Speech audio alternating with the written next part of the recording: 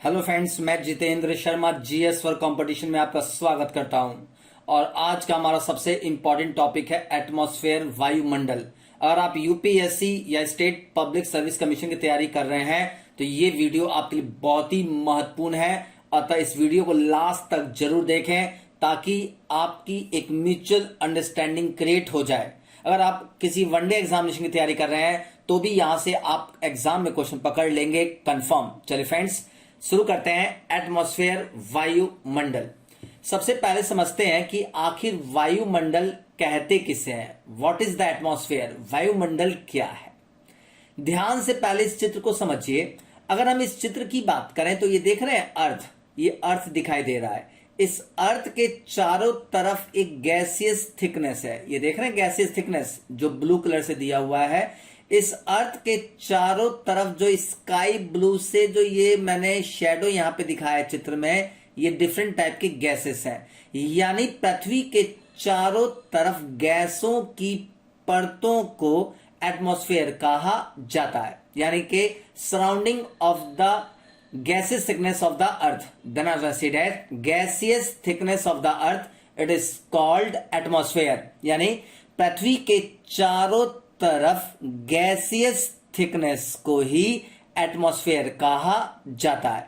ये पूरा का पूरा एटमॉस्फेयर पृथ्वी के गुरुत्वाकर्षण बल के कारण जुड़ा हुआ है। यानी आपसे क्वेश्चन पूछ सकता है कि आखिर ये एटमॉस्फेयर किस कारण से पृथ्वी से जुड़ा हुआ है। आंसर इज ग्रेविटेशनल फोर्स, यानी गुरुत्वाकर्षण बल के कारण ही ये पूरी तरह से जुड़ा हुआ है। आई होप की अंडरस्टैंडिंग कर गया हूं। एक बार देख लीजिए, वायुमंडल पृथ्वी के चारों ओर गैसों की परत है। यह पृथ्वी के गुरुत्वाकर्षण द्वारा जुड़ा हुआ है। आई होप की बेसिक अंडरस्टैंडिंग क्लियर हो गई हो। आखिर इस एटमॉस्फेयर की बात करें तो इस एटमॉस्फेयर का काम क्या है, वर्क क्या है। फ्रेंड्स, यहां पर देखिए वर्क ऑफ द एटमॉस्फेयर। आखिर इस एटमॉस्फेयर का मेन काम क्या है।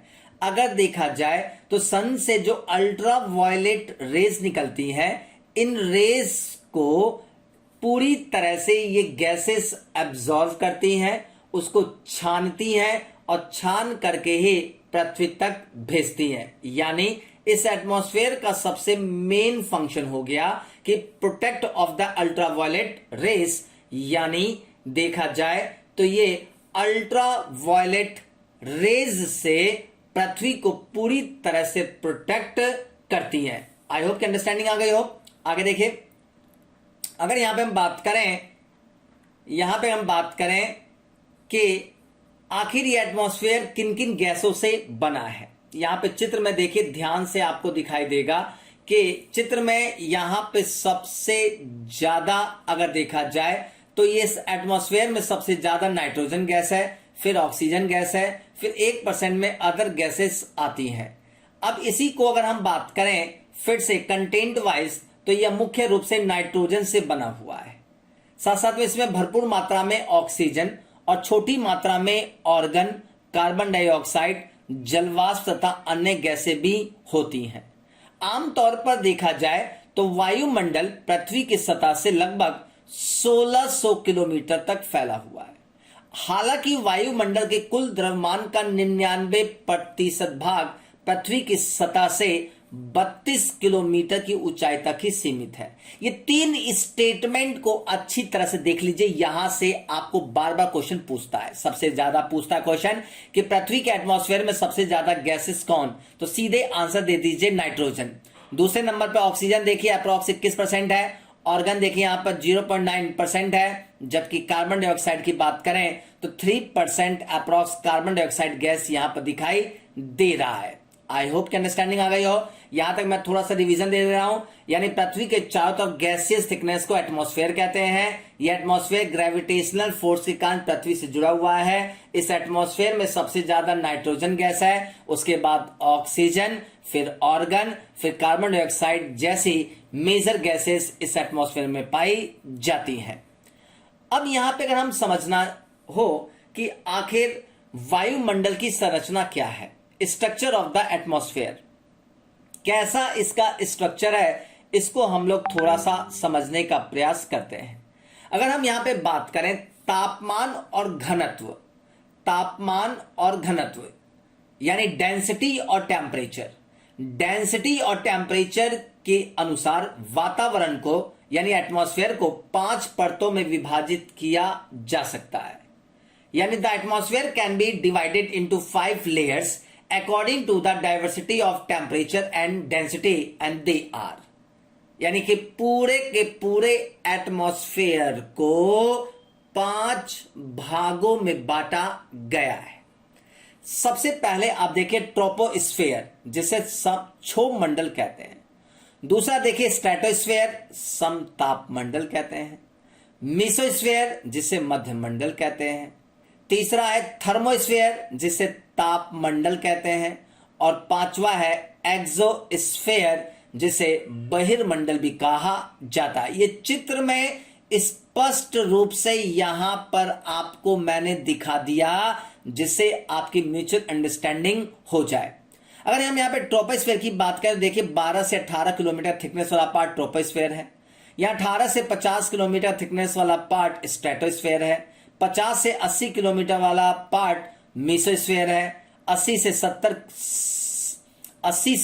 700 किलोमीटर के आसपास का क्षेत्र थर्मोस्फेयर है। और 700 से ऊपर और 10,000 किलोमीटर का क्षेत्र एक्सोस्फेयर यानी बहिर्मंडल का क्षेत्र दिखाई दे रहा है। यानी चित्र से हमें और म्यूचुअल अंडरस्टैंडिंग हो रही है टॉपिक को समझने में। आई होप कि फ्रेंड्स वायुमंडल का स्ट्रक्चर समझ में आ गया होगा कि तापमान और घनत्व के आधार पर पृथ्वी के वातावरण या एटमॉस्फेयर को 5 भागों में बांटा गया है। हिंदी के और बात करें, क्षोभ मंडल, समताप मंडल, मध्य मंडल, ताप मंडल जिसे आयनोस्फीयर भी कहते हैं, और लास्ट है बहिर्मंडल यानी एक्सोस्फीयर। फ्रेंड्स, अब एक एक मंडल के बारे में अच्छी तरह से समझने का प्रयास करते हैं। चलिए स्टार्ट करते हैं। पहला है आपका ट्रोपोस्फेयर यानी कि क्षोभ मंडल। अगर हम क्षोभ मंडल की बात करें तो यह वायुमंडल की सबसे निचली परत है। यहां पर चित्र में देखिए ट्रोपोस्फेयर लिखा हुआ है, यानी कि सबसे पृथ्वी के सबसे निचले स्फीयर को ट्रोपोस्फेयर कहा जाता है।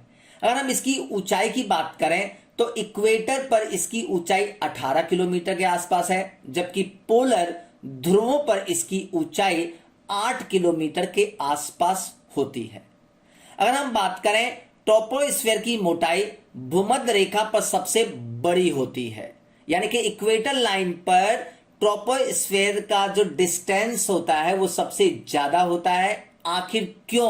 क्योंकि गर्मी हमें यहां मजबूत संवहन धाराओं द्वारा महान ऊंचाई तक ले जाती है। कहने का मतलब है कि जब टेम्परेचर बढ़ेगा तो वायु गर्म हो जाएगी, और जब वायु गर्म होगी तो वो फैलने लग जाएगी। जब फैलने लग जाएगी तो उसकी हाइट बढ़ने लगती है। यही कारण है कि इक्वेटर पर ट्रोपोस्फेयर की मोटाई ज्यादा होती है। साथ साथ में अगर हम बात करें, ट्रोपोस्फेयर में धूल के कण और जल वाष्प होते हैं, यानी troposphere contains dust particles and water vapours. यानी कि ट्रोपोस्फेयर में सबसे ज्यादा डस्ट एंड पार्टिकल्स के साथ साथ वेपर यानी वाष्प की मात्रा सबसे ज्यादा होती है। आई होप कि यहां पे समझ में आ रहा पूरी अच्छी तरह से। इसी की अगर बात करें तो ट्रोपोस्फेयर में यह वायुमंडल की सबसे महत्वपूर्ण परत है, क्योंकि सभी प्रकार के मौसम परिवर्तन इस परत में ही देखे जाते हैं। यानी ट्रोपोस्फेयर की बात करें तो जो भी वेदर फेनोमेना, मौसम से संबंधित गतिविधियां जो भी होती हैं वो सभी की सभी ट्रोपोस्फेयर में देखी जाती हैं। जैसे हवा का चलना, गर्मी का लगना, बरसात का होना, बादल का बनना, सारे के सारे एक्टिविटी ट्रोपोस्फेयर में देखी जाती हैं। अतः आपके एग्जाम में यहां से क्वेश्चन पूछता है कि वेदर फेनोमेना, मौसम से संबंधित गतिविधियां किस स्फीयर में होती हैं? Answer is troposphere. नोट कर लीजिए अच्छी तरह से अपनी कॉपी में। अगर हम बात करें, इस परत में हवा कभी स्थिर नहीं रहती है, यानी यहां पे जो विंड्स है यहां पर कभी भी स्टैटिक नहीं होती, बल्कि हमेशा फ्लो करती रहती हैं। इसलिए इस परत को बदलते क्षेत्र या क्षोभ मंडल कहा जाता है। यानी इसलिए यहां पर हवा कांस्टेंट नहीं होती है, इस कारण से इसे ट्रोपोस्फेयर या क्षोभ मंडल कहा जाता है। एक और यहां पे समझने वाली बात है कि जैसे जैसे आप ट्रोपोस्फेयर से ऊंचाई की तरफ जाएंगे, यानी जमीन से जैसे जैसे आप ऊपर की तरफ जाएंगे, टेम्परेचर में कमी दर्ज की जाती है। अगर यहां बात करें तो वातावरण की बढ़ती ऊंचाई के साथ पर्यावरण का तापमान घटता है। यह प्रत्येक 165 मीटर ऊंचाई के लिए 1 डिग्री सेल्सियस की दर से घटता है। इसे नॉर्मल लैप्स रेट कहते हैं। यानी जैसे जैसे आप धरती से ऊंचाई की तरफ जाएंगे, 165 मीटर पर आपको 1 डिग्री टेम्परेचर कम होता जाएगा और इसी को नॉर्मल लैप्स रेट भी कहा जाता है। यहां पर गौर करने वाली बात है, समतापमंडल यानी स्ट्रेटोस्फेयर और क्षोभ मंडल यानी ट्रोपोस्फेयर को अलग करने वाले क्षेत्र को ट्रोपोपॉज के नाम से जाना जाता है। यहां पे देखिए, यहां पे चित्र में लिखा हुआ है ट्रोपोपॉज, यानी कि स्ट्रेटोस्फेयर और ट्रोपोस्फेयर को जो विभाजित कर रही है लाइन, उसे ट्रोपोपॉज के नाम से जाना जाता है। आई होप कि ट्रोपोस्फेयर पर आपका एक म्यूचुअल अंडरस्टैंडिंग बन गया हो। मैं एक बार रिवीजन दे देता हूं। धरती के सबसे निचले स्फीयर को ट्रोपोस्फेयर कहते हैं। इस ट्रोपोस्फेयर की बात करें तो इस ट्रोपोस्फेयर में सारे के सारे वेदर फेनोमेना इसी स्फीयर में होते हैं, यानी मौसम से संबंधित गतिविधियां इसी में होती हैं। यहां पे हवा कभी भी स्थिर नहीं रहती, इस कारण से इसे ट्रोपोस्फेयर यानी क्षोभ मंडल कहते हैं। जैसे जैसे ऊंचाई पे जाएंगे तापमान कम होता जाएगा, 165 मीटर पर 1 डिग्री टेम्परेचर कम होता जाएगा। साथ साथ में स्ट्रेटोस्फेयर और ट्रोपोस्फेयर को अलग करने वाली रेखा ट्रोपोपॉज के नाम से जानी जाती है। आई होप कि बिल्कुल म्यूचुअल अंडरस्टैंडिंग आपकी बन रही हो। चलिए फ्रेंड्स, अब समझते हैं स्ट्रेटोस्फेयर को। अगर हम स्ट्रेटोस्फेयर की बात करें तो स्ट्रेटोस्फेयर यानी समतापमंडल क्षोभ मंडल के ठीक ऊपर पाया जाता है। यानी कि यहां पे चित्र में देख रहे हैं, ट्रोपोस्फेयर के ऊपरी स्तर पर जो दिखाई दे रहा है इसे स्ट्रेटोस्फेयर कहते हैं। अगर हम इस स्ट्रेटोस्फेयर की बात करें तो 50 किलोमीटर की ऊंचाई तक ये स्ट्रेटोस्फेयर फैला हुआ है। अच्छी तरह से देख लीजिए गाइस। यहां पे सबसे बड़ी खासियत है, इस परत के निचले हिस्से में लगभग 20 किलोमीटर ऊंचाई तक तापमान समान रहता है। यानी अगर 20 किलोमीटर तक देखा जाए तो टेम्परेचर बिल्कुल एक जैसा कांस्टेंट रहता है, लेकिन इसके बाद ऊंचाई बढ़ने के साथ तापमान धीरे धीरे बढ़ता है। इस परत के ऊपरी हिस्से में ओजोन गैस की उपस्थिति के कारण तापमान बढ़ता है। अगर देखा जाए फ्रेंड्स तो इसी स्ट्रेटोस्फेयर में ओजोन गैस की मात्रा पाई जाती है और जो ओजोन गैस है वो अल्ट्रा वायलेट रेस को एब्जॉर्व करता है, जिसके कारण यहां पर टेम्परेचर बढ़ते हैं। आई होप समझ में आ रहा हो। साथ साथ में अगर समझा जाए तो इसमें अगर देखा जाए तो इसमें मौसम संबंधी घटनाएं इस परत में नहीं होती। हवा यहां क्षैतिज रूप से चलती है, इसलिए यहां वायुयान उड़ते हैं। यानी यहां पर अगर देखा जाए तो पैरेलली यहां पे हवा फ्लो करती है। जब यहां पे हवा फ्लो करती है तो यही कारण कि एयरक्राफ्ट इसी स्फीयर में उड़ाए जाते हैं। एयरक्राफ्ट उड़ाए जाने का एक कारण यह भी है कि ये जो एरिया होता है ये फ्रिक्शन लेस एरिया होता है, घर्षण का अभाव पाया जाता है, जिसके कारण से इस स्फीयर में एरोप्लेन उड़ाए जाते हैं। यहां पर अगर देखा जाए तो आराम से समझिए, समतापमंडल की ऊपरी सीमा को स्ट्रेटोपॉज के नाम से जाना जाता है। यहां देखिए लिखा हुआ है, व्हाइट रंग से देखिए चित्र में दिखा हुआ है, इस स्ट्रेटोपॉज के नाम से जाना जाता है। और यही स्ट्रेटोपॉज की बात करें तो स्ट्रेटोपॉज जो है मेसोस्फेयर और स्ट्रेटोस्फेयर को विभाजित करती है। यहां पे एक चीज और, जैसा कि पीछे मैं बता चुका हूं, एक बार और समझा देता हूं। समतापमंडल की एक महत्वपूर्ण विशेषता यह होती है कि इसमें ओजोन गैस की परत होती है, जैसा मैंने आपको बताया था। ये ओजोन परत की सापेक्ष मोटाई को डाप्सन इकाइयों में मापा जाता है। यानी अगर बात देखा जाए तो यहां पे ओजोन गैस की जो परत है, इसकी मोटाई को नापने के लिए डाप्सन इकाई का प्रयोग किया जाता है। अच्छी तरह से नोट कर लीजिए। और यह समतापमंडल का क्षेत्र जो सूर्य के अति वायलेट विकिरणों को अवशोषित करता है, यानी कि यही ओजोन है जो अल्ट्रा वायलेट रेस को एब्जॉर्ब करता है। आई होप क्लियर हो गया हो। यानी कि स्ट्रेटोस्फेयर हमारे लिए बहुत ही महत्वपूर्ण है, क्योंकि इसी स्ट्रेटोस्फेयर में ozone gas ultra violet rays को एब्जॉर्ब कर लेती है और छान करके पृथ्वी तक भेजती है। इस दृष्टिकोण से स्ट्रेटोस्फेयर सबसे महत्वपूर्ण है। अतः इसे ओजोनोस्फेयर के नाम से भी जाना जाता है। चलिए फ्रेंड्स, आगे समझते हैं मीसोस्फेयर के बारे में। मीसोस्फेयर की बात करें तो मीसोस्फेयर वायुमंडल की तीसरी परत है जो समतापमंडल के ऊपर है। इसकी मोटाई की बात करें तो 80 किलोमीटर की ऊंचाई तक फैला हुआ है। इसकी सबसे बड़ी खासियत है कि इस परत में तापमान बढ़ती ऊंचाई के साथ कम होने लगता है। यानी जैसे जैसे आप स्ट्रेटोस्फेयर से ऊपर मीसोस्फेयर में जाएंगे तो टेम्परेचर कम होता जाएगा। ऐसा माना जाता है कि 80 किलोमीटर की ऊंचाई तक -100 डिग्री सेल्सियस तक यहां पे तापमान पहुंच जाता है। अतः यह सबसे महत्वपूर्ण है। यहां पे एक सबसे बड़ी खासियत मेसोस्फेयर की यह है कि इस परत में उल्का पिंड गिरते हैं और यहीं पर उल्का पिंड जो मेटियोरिट्स हैं यहीं पर बर्न जल जाते हैं। यहां पर गौर करने वाली बात है, मेसोस्फेयर और थर्मोस्फेयर को जो लाइन अलग करती है उसे मेसोपॉज के नाम से जाना जाता है। मेसोपॉज के नाम से जाना जाता है। देखिए चित्र में दिया हुआ है यहां पे व्हाइट कलर से, मेसोपॉज के नाम से जाना जाता है, जो मेसोस्फेयर और थर्मोस्फेयर को अलग करती है। आई होप कि मेसोस्फेयर की बिल्कुल बारीकियां आपने पकड़ लिया हो। मैं एक बार रिपीट करता हूं। 80 किलोमीटर की ऊंचाई तक वाले पार्ट को मेसोस्फेयर कहते हैं।